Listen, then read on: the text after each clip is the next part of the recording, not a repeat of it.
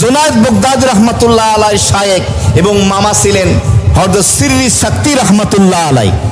একদিন তারা দুজন পথ দিয়ে যাচ্ছেন, পথিমধ্যে দেখলেন অনেকগুলো মানুষের ভিড়।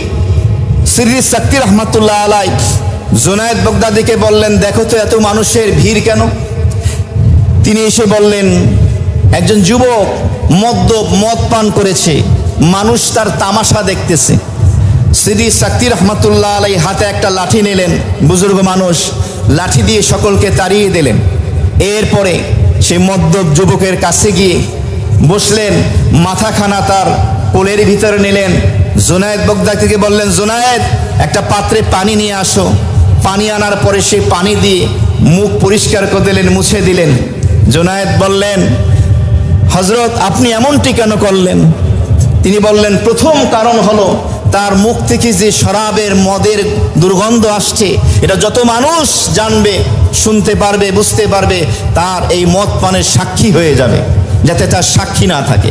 দ্বিতীয় কারণ কি?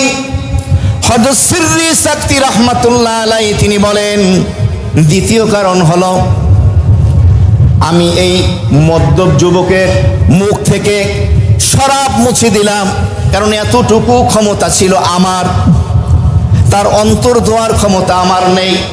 রব্বুল আলামিনের কাছে আমি দোয়া করলাম, মালিক, তোমার এই বান্দার মুখ মুছে দেওয়ার, পরিষ্কার করার, পবিত্র করার এতটুকু ক্ষমতা আছে, তুমি তার অন্তরটাকে পরিষ্কার করে দাও। কিতাবের ভিতরে ইতিহাসে লেখা হয়, এরপরে আল্লাহ রাব্বুল আলামিন ওই যুবকের তাওবা এবং ইস্তিগফারকে কবুল করে আল্লাহর ওলি বানিয়ে নেন। সুবহানাল্লাহ।